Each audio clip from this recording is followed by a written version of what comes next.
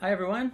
Hope you're having a good weekend so far. It's Saturday morning, and I finished reading Ural's posts on Weapons of the Spirit left from last night from your journal reflections. So I wanted to do a quick kind of where are we at in the class. We're after week 2 now. Talk a little bit about the film. So give a short video.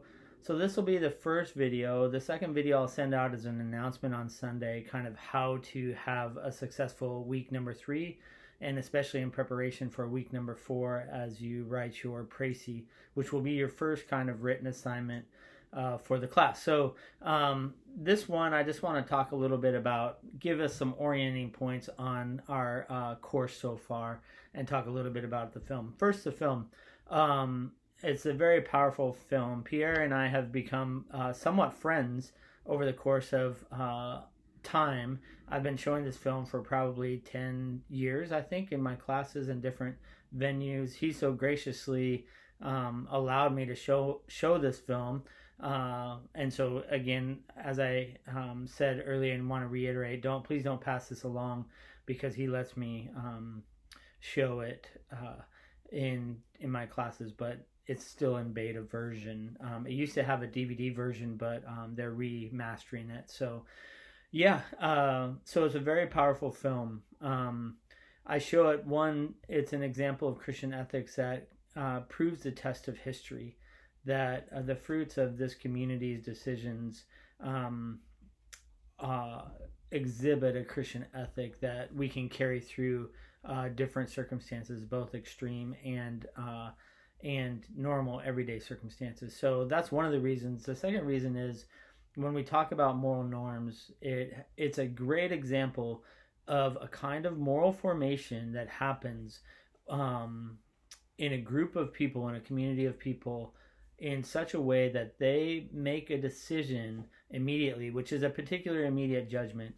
They make a decision without much reflection that then in turn kind of exhibits the ethic of Christ in the New Testament. And so it's a great example of the different layers of these moral norms. So as many of you commented in your posts, right, that the first thing that you notice is a particular immediate judgment. And you notice it through the villagers asking, why are you asking us this question? This is a stupid question. We didn't think about it. We didn't plan anything about it. We had no town hall meetings, etc., etc. Each of us made our own choice, and we chose to rescue the Jews that came through our village. And so that's a particular immediate judgment, and it's one that is good. Usually particular immediate judgments are formed by laying down layers of moral formation before that judgment has to be made. So in the case of this village, the layers were formed even in the Huguenot persecution, which some of them mention, right, that are carried over, the stories are carried over through the centuries into this little village, so they understand what it means to be a people who've been oppressed and marginalized. And so that comes out, and that is a paradigm, right? That's a story of the Huguenots that gets carried over and over and has some moral formation. The second paradigm is they often refer to the parable of the Good Samaritan, right? So the parable of the Good Samaritan is a story that Jesus teaches about who is our neighbor. And it's become, so it's kind of right on the edge of a paradigm and a symbol, because now all you have to say is the Good Samaritan, and immediately you're thinking about, what does it mean to be a neighbor? What does it mean to love my neighbor, etc., etc. So you don't almost have to tell the story anymore. So that's when something becomes a symbol for moral formation. So you have that as well. So you have symbols, you have paradigms, you have particular immediate judgments. You have in the village principles that are laid down by the pastors, and especially Edward Thies and Andre Trocmé. And I love the quotation, they were a minority of two. When they were in the city, they were a minority of two because they were pacifists. And then when they were in the village, they were a minority of two. And so they were consistent, and you heard some of the letters and some of the sermons that were written by the pastors.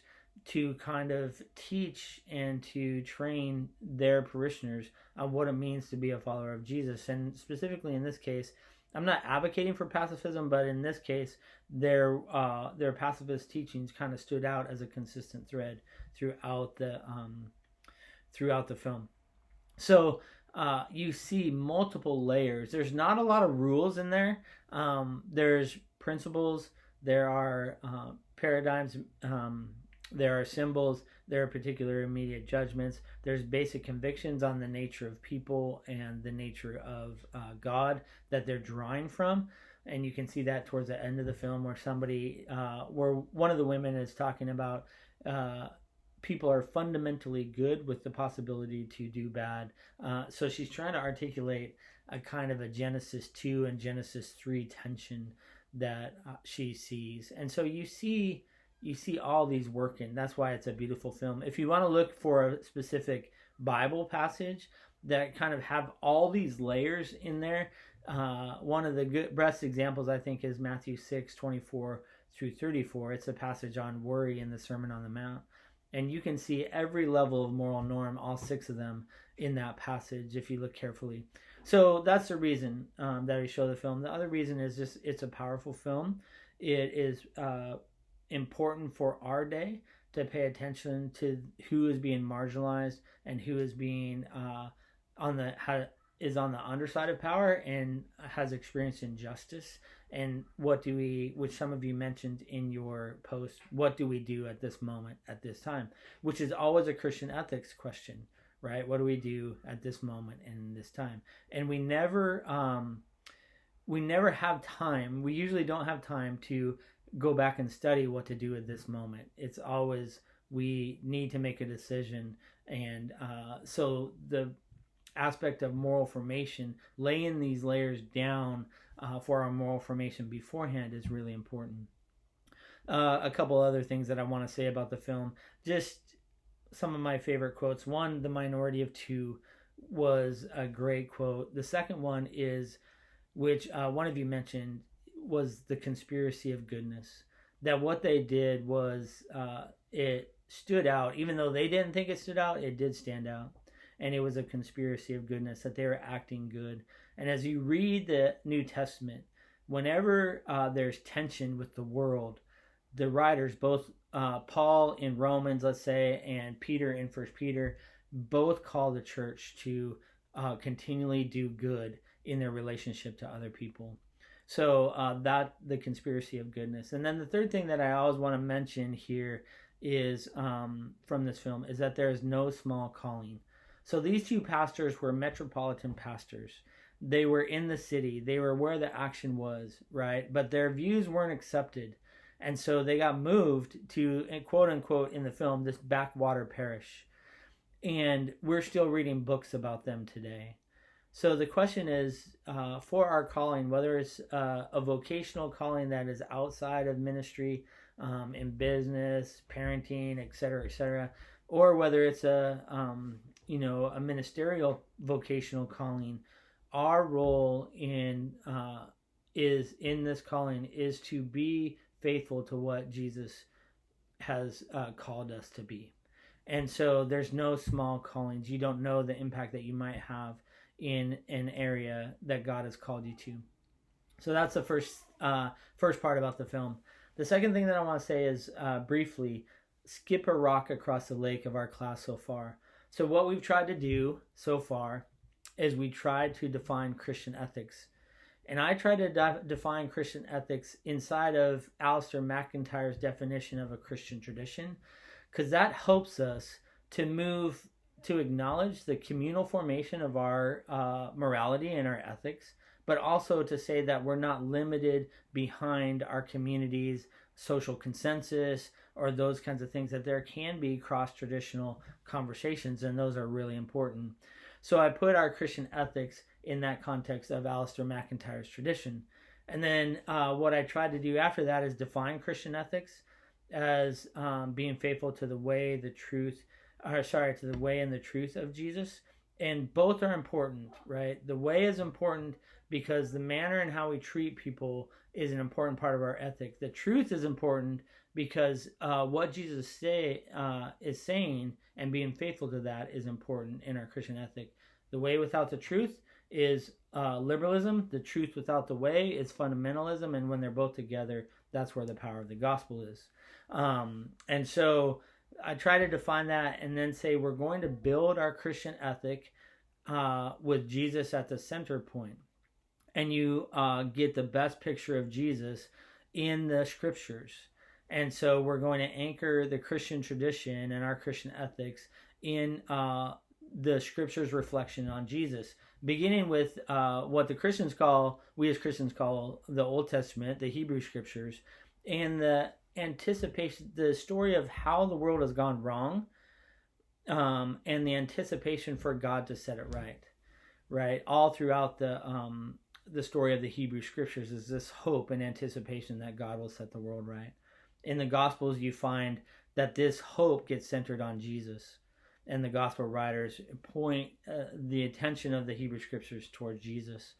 And then in Acts, as the church forms and the community of faith not only includes Israel, but now includes the Gentiles, then you get that story in Acts. And then in the letters of what does it mean to have Jews and Gentiles together in the community of faith that's not bounded by land or temple anymore, but is bounded by their faithfulness to Christ. So they're a community inside of every nation, not a national community. And so we started, and then the letters reflect what does it mean to be faithful and reflect back on the teachings of Jesus and to be faithful in this new environment. So we're centering our ethic on Jesus, and that in turn we centered on the scriptures and their reflection of Jesus. And then what I've tried to give to you so far is, one, we have, okay, where do we start then if we're going to anchor our ethics in scripture? We're going to start for Glenn Stassen and David Gushee with the Sermon on the Mount. We're going to start with Jesus' teachings. For Christopher Wright and Richard Hayes, they're going to say we're going to start with the whole narrative. For Wright, it was the Hebrew scriptures. For Hayes, it's the New Testament. And we're going to look for the consistent themes throughout the narrative that the writers appeal to. So Hayes calls these focal images. So Wright talks about the land, the theocracy, and the community. And then Hayes talks about Christ, the community, and the new creation. Notice the communal overlap in both of those. And so we're doing focal images. There's one other evangelical way that we talk about this, and that's topical. Well, not just exclusively one, but there's one way that I don't necessarily talk about in our class because it comes so easily in our context, and that's the topical, where you kind of look for passages that talk about a specific question or issue, and you develop a systematic ethic along those lines, which is a very useful and kind of one of the things that I do first before anything else. And then finally, on week 3, we're going to look at ethics from the margins. So these approaches have been, hey, we're professors, we're thinking about Christian ethics, we've had all the advantages of having the privilege to study and work on these things.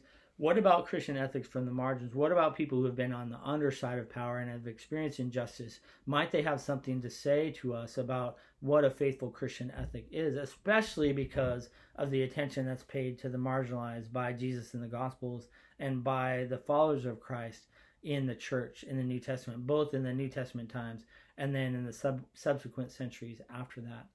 And so we're laying out a couple of methods of starting with scriptures. None of them are complete by themselves, but as they complement one another, you get a full picture of what it means to develop a Christian ethic. So that's what we're beginning to do, is anchor ourselves in the scriptures, develop out different methods to create and lay down the base layers for what moral formation and Christian ethics looks like.